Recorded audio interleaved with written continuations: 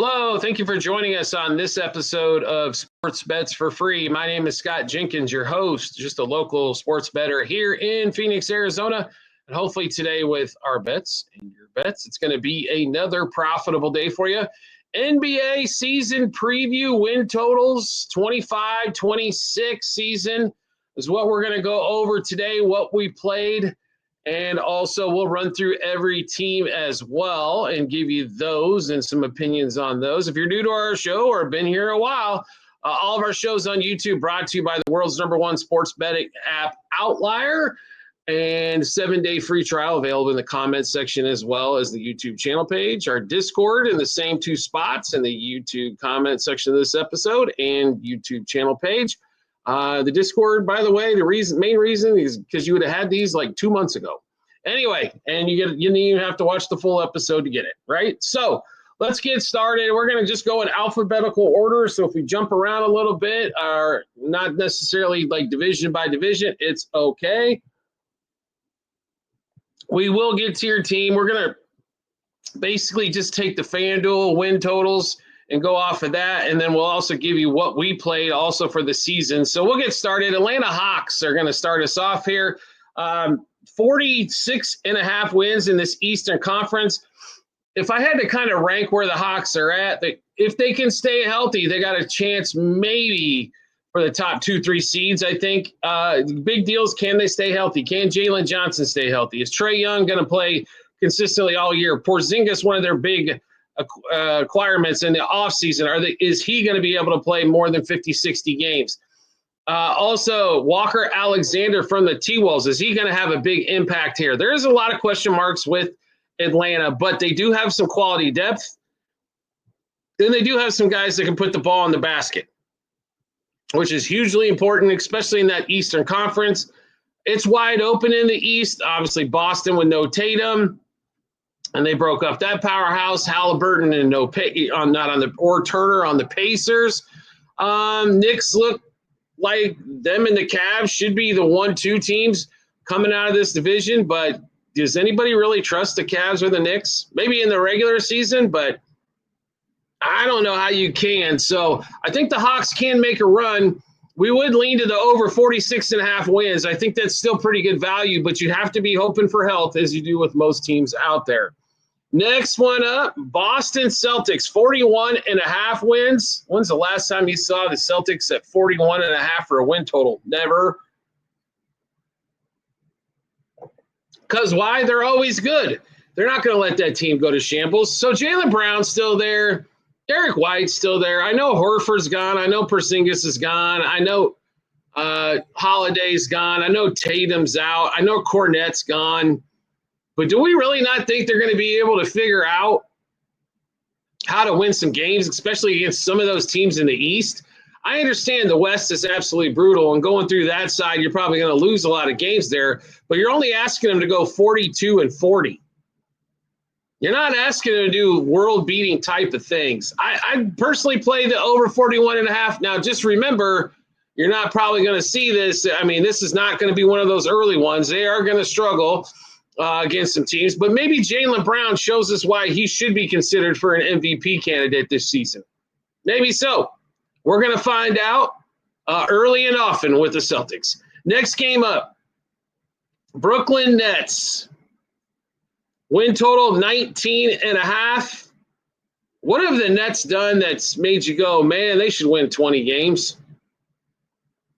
Nothing. Exactly what I thought, right? So they do not – normally these low win totals with a lot of teams that take nights off, don't play their stars, do things with that. Cam Thomas continue, who knows what's going to happen here. I'll make it simple. We're not going to spend much time on the Nets. Under 19.5, they're god-awful. Next game up, Charlotte Hornets. Interesting one here, 27.5 wins. Love LaMelo. Can he stay healthy? That's always the question. He hasn't so far in his career. Like Brandon Miller quite a bit. What else do you love about their team? They got rid of Mark Williams, so now they got, no inside presence whatsoever. So what else is there to like about their team?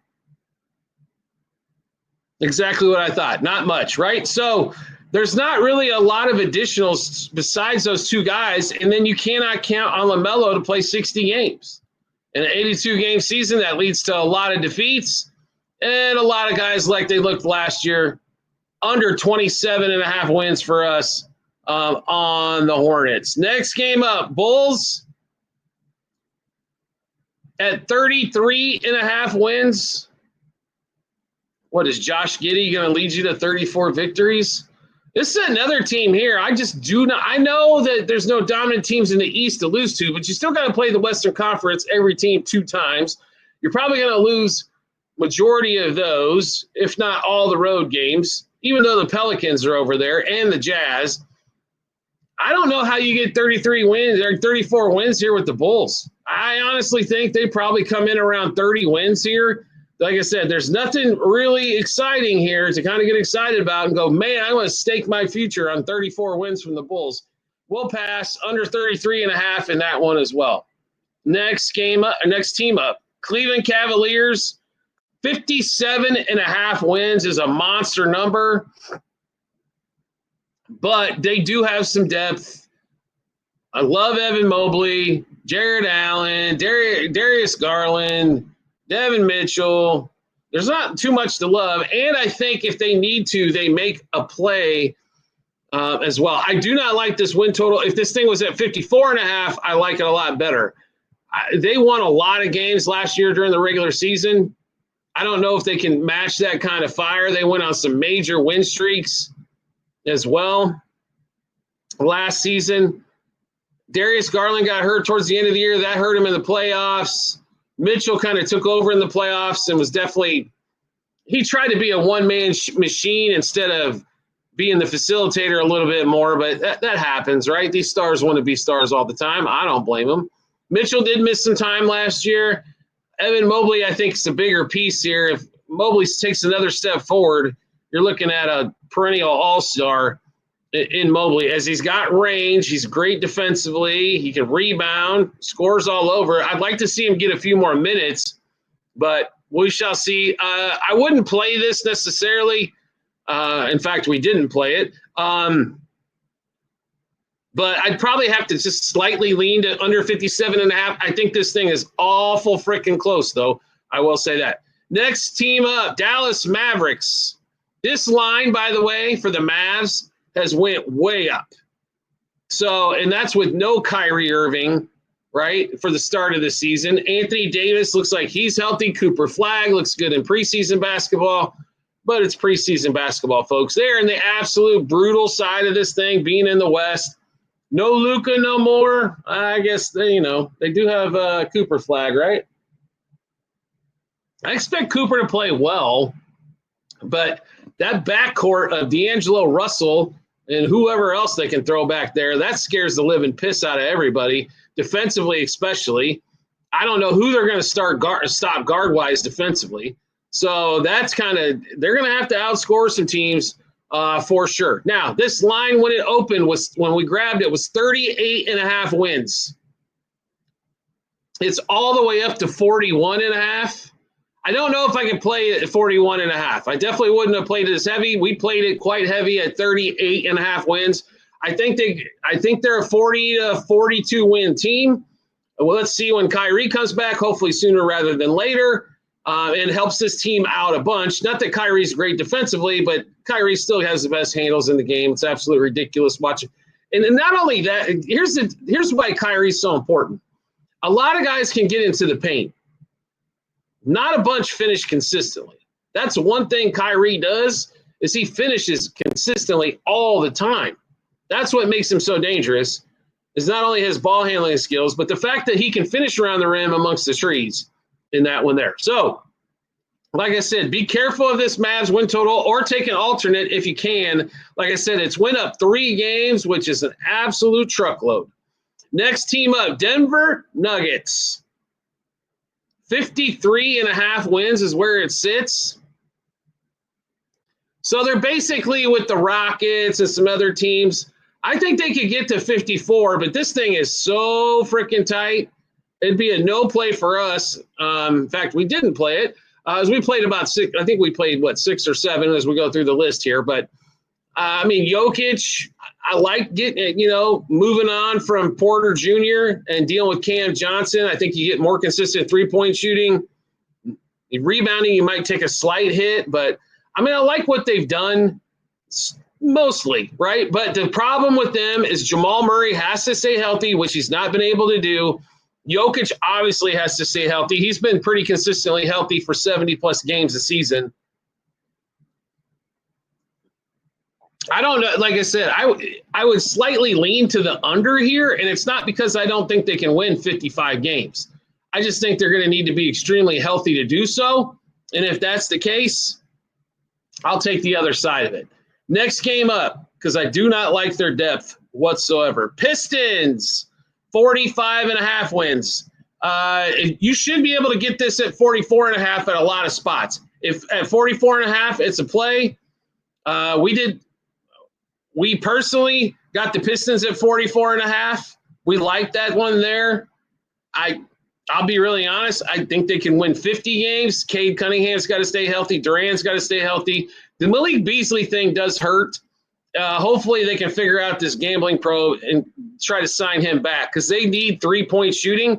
They signed Duncan Robinson in the offseason to kind of make up for Malik Beasley, but Beasley stretches the floor as a big-time volume three-point shooter. Allows Cade Cunningham to be in the mid-range and dish and do everything well that Cade Cunningham does. Love Jalen Durant on the inside. I think Asur Thompson takes another step forward this season. He's going to have to prove he can actually score rather than just be rebound and defense. They need a little bit of contribution from him. If he can figure out how to get, 10 points a game, to get his 6 rebounds and play some great D, I think they've got something to work with there. His brother Amen's kind of taken off a little bit more than he has. It's more of a high-flying offense. Detroit still plays some defense, rebound, and be smart with the basketball. The problem is they just don't have a boatload of three-point shooters. We waited on Cade Cunningham, who I absolutely love, to become a three-point threat consistently last year. It just never really materialized except for small stretches. So Detroit, like I said, get them at 44.5. I'm sure that's available at books. They're at 45.5 on FanDuel. I still go over 45.5, but I do like the 44.5 better in that one there. Golden State Warriors, everybody's favorite overplay so far this season. 48.5 wins? Really? I mean, you've only got the Thunder at what? I mean, we'll get to the Thunder here in a little bit, but 48.5 wins? We really think Al Horford's going to last 80 games. We think Steph Curry's actually going to be healthy for 60-plus games. And Jimmy always misses a bunch of time in the regular season as well. At least he did in Miami. Who the hell? I mean, yes. And then they've got Kuminga, who they thought it was going to be a tradable asset. And what they found out is nobody wants to pay that dude $20+ million because they've misused him. They've made him look like shit for, I don't know, his whole career. The guy can put up some points probably on a team where it's more centered towards him as being a 1, 2, hopefully he's not a 1, but a 2 somewhere versus being a 4 or 5. Don't like how they used him. They gave him inconsistent minutes. They haven't showcased him well to make him worth a tradable asset. But that being said, I think 48.5, this is a team that's been struggling like right around the play-in line or the 6 seed. I don't really know how they get to, you're going to have to get to 50 wins basically to bust that up. And that Western Conference with those, they've got guys that are getting older that get hurt. I'd say probably lean to the under. No play for us in that one, but it's everybody's favorite overplay at 48.5. That's for sure. Next, team up. Houston Rockets. Kevin Durant's there. This line has steam raced down as well with the Fred VanVleet injury. No Jalen Green no more. No Dylan Brooks no more. You got a defensive-minded coach, and you just took away 2 of his best defenders. Kevin Durant doesn't play defense. He's going to be able to score for him and knock him down a bucket, but he does not play D like he used to play D, right? So this thing was 55.5 wins when it opened. We couldn't hit the under button fast enough when we saw that, just because Kevin Durant all of a sudden 55. That means they had to go 56 and 26 at 30 games over 500 on a team that lost depth and got worse defensively. And that did, and lost the 3-point. Kevin Durant is not a 3-point big-time threat. Jalen Green could pop off for 5-6 threes a night. I know Jalen Green sucked in the playoffs. I'm not going to deny that. But during the regular season, the guy put up 23, 24 points. 22, 23 points. What are you going to get with Durant? Probably average around 26. You're going to pick up 4+ points, more consistent play in the playoffs, but you got to get there first. I like Sengun probably taking another step forward. Amen Thompson, they are banking on him taking a monster step forward. Who knows what they're going to be at the point guard spot with Reed? Reed Shepherd's going to have to play a lot now. They didn't like him well enough to play last year. Defensively, he is lackluster to say the least. He might be able to get the offense going here, but they're going to have to outscore a bunch of people. If you can find higher than 52.5, it's a major underplay for us. But that's where we lie on the Rockets. One of our bigger plays of the season, not the biggest, but one of the bigger ones out there, under 55.5 wins. Like I said, it has got steamrolled down since Van Vliet. Pacers, 36.5 wins for Indiana. No Halliburton, no Miles Turner. So we're going to see Mathurin. We're going to see Pascal Siakam, who they gave a bunch of money to. And I understand, Indiana, you played well. You got to the finals. Halliburton, though, when Halliburton scored, the Pacers were damn near unbeatable, right? Even against the Thunder, who I thought had more depth for days, and Miles Turner did nothing in the finals. I mean, you got to really look at this going, how the hell are they going to get 36.5 wins? I don't know how. I really don't, especially with TJ McConnell now supposed to be your starter. I don't know what they're going to do here. It's crazy. But no play for us, but we would lean to the under 36.5 wins, as I just don't think the Pacers are going to matter too much this season. Clippers are the next one, over 49.5 wins. All these teams in the Western Conference are expected to have like 50 wins. So how bad are the bad teams going to be, right? Got Kawhi. He's looking pretty solid so far this preseason. That's good for them. What else? You got James Harden. No Powell. That one I don't understand. Supposedly Clevots looks good here in the preseason as well. 49.5 seems like a buttload here for the Clippers. That would put them probably, top 4 in the West. I don't know. If I had to lean one way, it would be under 49.5 wins. It might be close. I have to lean that way. Then we get to the Lakers, over 40. The number's at 46.5 wins. So this one I can understand a little bit. Obviously, LeBron's going to miss the first couple weeks, it sounds like. Luka's there. He's going to put up a bunch of points. DeAndre Ayton's there.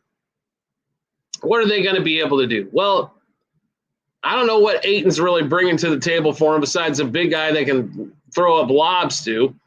But other than that, don't like too much about them, but do like Luka. I think Luka gets them a lot of wins. I think LeBron comes back, gets them with some wins. Slightly lean to the over 46.5 here for the Lakers. The Clippers should not be 3 games ahead of them in a win total. That's kind of where my issue is with where the Lakers were. Next team up, Memphis Grizzlies. 39.5 wins. Well, they traded Bane. Jared Jackson they're relying on. He gets hurt all the time. John Morant they're relying on. He gets hurt all the time. Under 39.5, book it. I just think it's way too many wins for them. Their depth is young, so there's some upside with those guys down the road. I just don't think it materializes this year, and their 2 stars don't play enough to make a difference. Next team up, Miami Heat. Well, Tyler Hero's out, right, for the start of the season. They're at 38.5 wins. I think we saw what happened with this team once the Jimmy Butler trade took place. They did get Norm Powell, so they do have a little bit of scoring. I think that helps quite a bit, but I don't see them winning 40 games. Their win total, they're playing for a play-in spot. Bam Adebayo might be traded as well. There's a lot of rumors surrounding him. as well. So if things start off poorly for the Heat, they could be moving pieces under 38.5 wins for the Miami Heat. Next team up, Milwaukee Bucks. It's Giannis and everybody else. And if Giannis stays healthy, their win total only at 43.5. I think they can get home to 44 or 46 wins. This something comes down to the last week of the season, more than likely. The question is if they start off poorly, is Giannis getting traded? I don't think Giannis gets traded during the season, but I do expect Giannis probably be traded in next offseason, and it looks like the Knicks are trying to make sure it's them.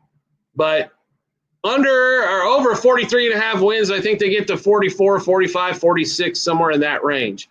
Next team up, Timberwolves, 49.5 wins. This is another team here. Like, seriously, 49.5 wins?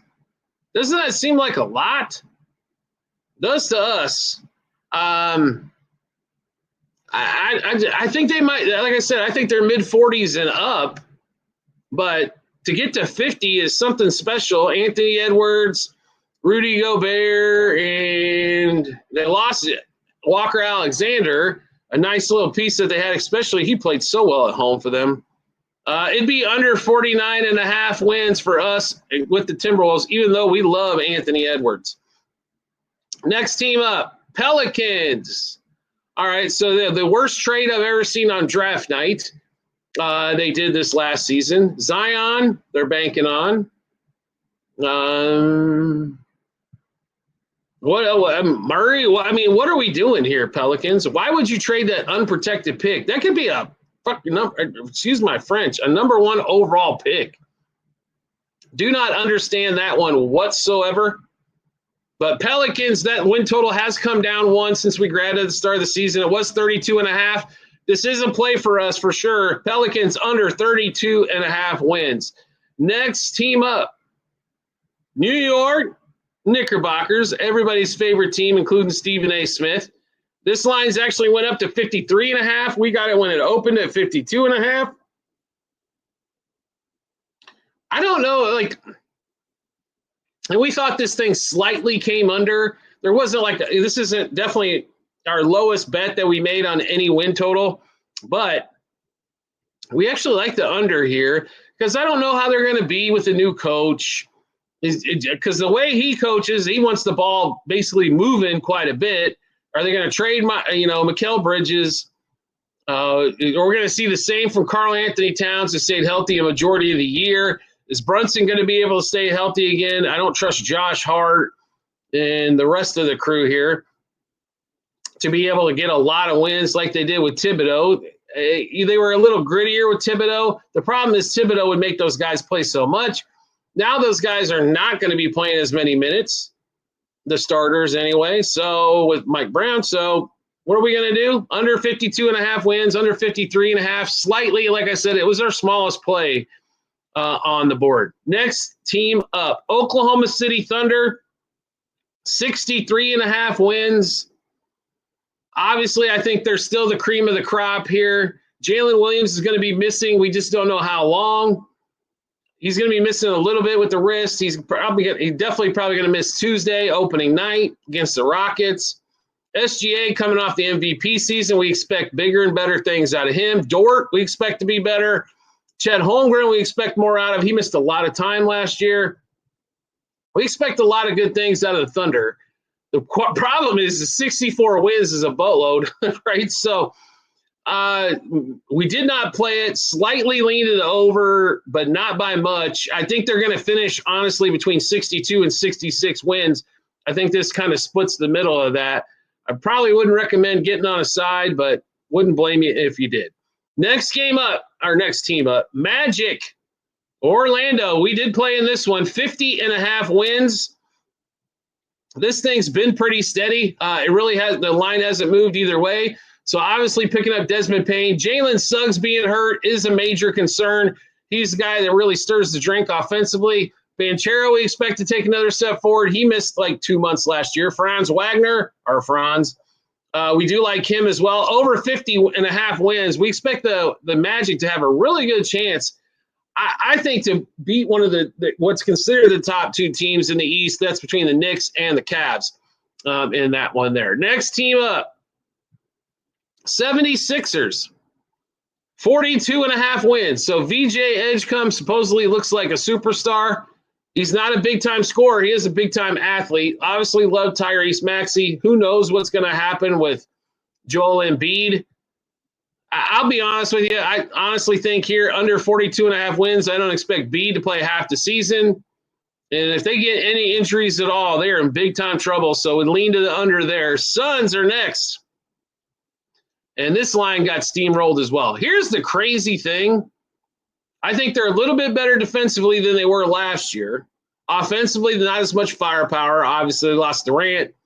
They lost Bradley Beal, who, when he showed up, did score some points. This thing was 32.5 wins. It's down to 30.5. They're below where the Pelicans are. Under 32.5 wins for us is where we played it. We liked it quite a bit. And if you can find something higher than 30.5, it's time to play under, and that one for sure. Trailblazers, 35.5 wins.